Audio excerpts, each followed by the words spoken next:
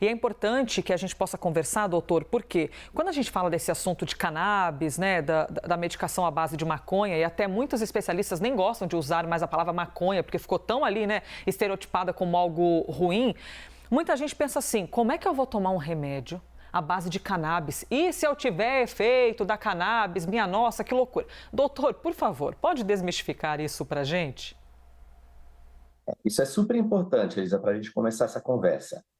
A cannabis é uma planta que se sabe há muitos milênios, na verdade, que ela tem propriedades medicinais para uma série de problemas médicos. Quando a gente fala de cannabis, a gente está falando de uma planta que tem vários compostos nessa planta. Os dois mais conhecidos, mais estudados e que estão presentes em maior concentração na maioria das plantas são o canabidiol, ou CBD, e o tetrahidrocannabinol, ou THC. O THC é aquela substância que confere à cannabis os efeitos que a gente associa ao uso recreativo da maconha. Então, quando a gente fala do uso recreativo, a gente está falando dos efeitos do THC. O canabidiol, ou CBD, é outro constituinte da planta que não tem esses efeitos. Então, quando a gente fala de tratar uma condição médica com canabidiol, é importante a gente saber que aqueles efeitos que a gente associa ao uso recreativo da maconha, eles não existem. Por isso, eu acho que, de fato, a gente deve evitar o termo maconha medicinal e vamos falar de cannabis medicinal. E vamos falar de canabidiol especificamente quando a indicação for do uso do canabidiol ou do CBD. São coisas diferentes. Muito bem, hein? Que importante a gente poder ouvir essa explicação do doutor e desmistificando, né, doutor? Nós temos tanto acesso à informação, internet sendo aí, né, um tesouro para o nosso acesso à informação, mas é impressionante como a má informação acaba ganhando mais força. Em relação a esse medicamento, a gente fala do uso para quem exatamente? Assim, quais são os tipos de males ou adversidades, né, melhor dizendo, que as pessoas podem encontrar na cannabis, nesse tipo de remédio, algum benefício? A gente fala do canabidiol ou do CBD especificamente, algumas indicações já são muito bem consolidadas e muito estudadas. Há principalmente algumas formas graves de epilepsia. Epilepsia que não responde aos tratamentos habituais. É aquela epilepsia que nós chamamos de epilepsia refratária ao tratamento clínico.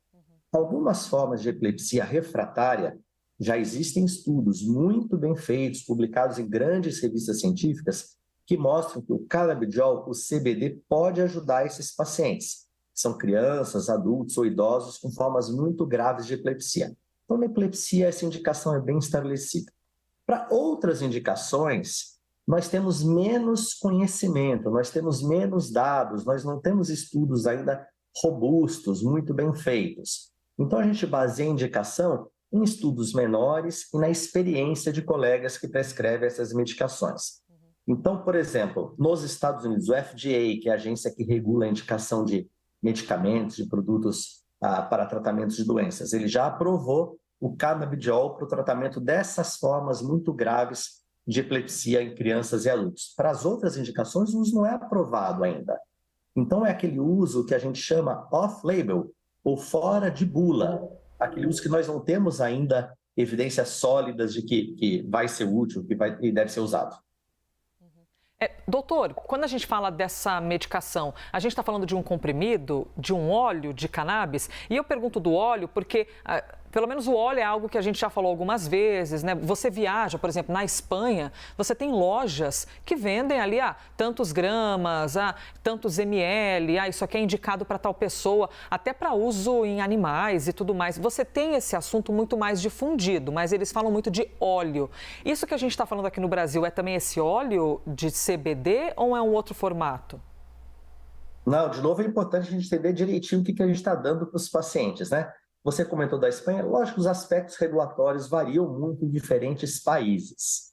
Aqui no Brasil, quando a gente fala de CBD, a gente está dando um óleo que é feito à base da cannabis. Esse óleo é extraído da planta cannabis, ele pode conter o CBD isolado, purificado, ou seja, só o CBD, sem nenhum dos outros constituintes da planta, ou ele pode ser um extrato integral da planta, com o CBD, alguma quantidade de THC e de outras substâncias contidas na planta, como outros canabinoides, terpenos, flavonoides, são substâncias que dão cheiro, que dão gosto à planta. É claro que quando a gente fala de usar cannabis para fins medicinais, nós temos que usar produtos que nós sabemos exatamente o que tem esse produto.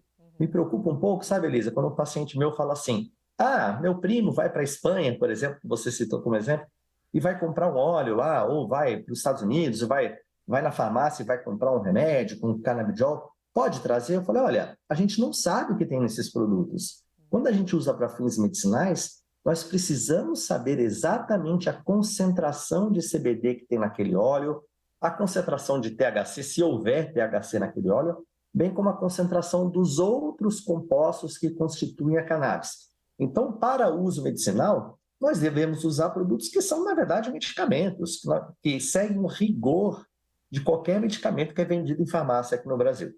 Fantástico. A falta de informação faz com que nós sejamos generalistas, né, doutor? Como se tudo fosse a mesma coisa. Por isso a importância de ouvi-lo. Muito obrigada de verdade, hein? Conversamos com o neurologista Luiz Otávio Caboclo. Obrigada, doutor. Muito bom dia.